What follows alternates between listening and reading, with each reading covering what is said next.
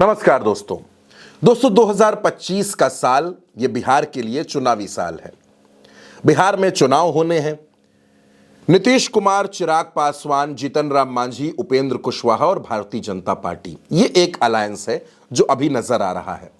दूसरा अलायंस है महागठबंधन का, राहुल गांधी, तेजस्वी यादव, वाम दलों का और बाकी तमाम दलों के लिए सियासी बिसातें बिछ रही हैं। पशुपति पारस के भी साथ में आने की चर्चा है और चर्चा यह भी है कि मायावती भी इस अलायंस को अपना सपोर्ट करेंगी। मोटे तौर पर ये दो अलायंस समझ में आते हैं। और तीसरा जो एक मोर्चा दिख रहा है वो प्रशांत किशोर की पार्टी जन स्वराज पार्टी है। 243 सीटें बिहार में है, बहुमत का आंकड़ा 122। राहुल गांधी बिहार को लेकर बेहद संजीदा, बेहद सतर्क नजर आ रहे हैं। 2 बार पटना आ चुके हैं, 18 जनवरी को आए, फिर 5 फरवरी को आए। जेडीयू के 2 बड़े नेताओं को तोड़कर कांग्रेस में शामिल कर लिया। उनमें से एक भगीरथ मांझी, माउंटेन मैन दशरथ मांझी के बेटे। चर्चा है कि उनको चुनाव भी लड़ाया जाएगा। लेकिन सिर्फ इतनी सी चीजों से बिहार को साधा नहीं जा सकता।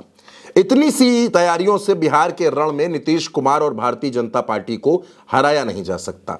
और इसीलिए एक तरफ तेजस्वी यादव ने मोर्चा संभाल रखा है, तो दूसरी तरफ राहुल गांधी ने यह तय किया है कि बिहार चुनाव का अहम जिम्मा प्रियंका गांधी को भी देंगे। और इसके अलावा बिहार की पृष्ठभूमि से आने वाले 2 नेता, दोनों को बिहार में अलग अलग सीटों पर भेजा जाएगा और लोगों को कांग्रेस के साथ जोड़ने की मुहिम को भी तेज किया जाएगा। इनमें एक नाम है पप्पू यादव का। पप्पू यादव आप जानते हैं बिहार के वरिष्ठ नेता हैं।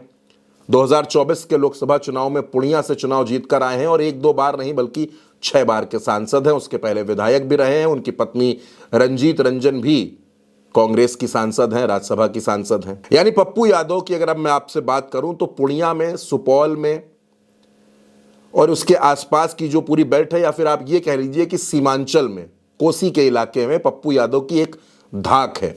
मजबूत नेता है, पिछड़ों की आवाज उठाते हैं, ओबीसी वर्ग के नेता हैं। और पप्पू यादव की छवि एक बाहुबली के तौर पर भी रही है। पप्पू यादव बेबाक भाषण देते हैं और सबसे बड़ी बात, जनता के बीच में उनके जो कनेक्शंस हैं, जिस तरीके से वो जनता के बीच में घुलते मिलते हैं, उसका फायदा भी कांग्रेस लेना चाहती है।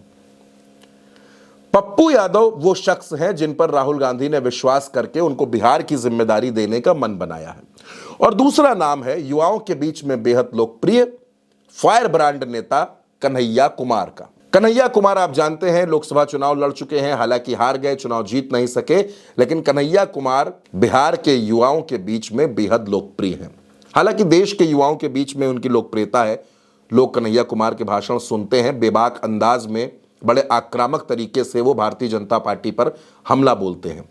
तो पप्पू यादव और कन्हैया कुमार, ये वो 2 चेहरे हैं। इन चेहरों को याद रखिए जो बिहार में कांग्रेस के लिए प्रचार करते नजर आएंगे। राहुल गांधी जानते हैं कि बिहार का जो सियासी मन है, बिहार का जो राजनीतिक मिजाज रहता है, वो कुछ अलग है।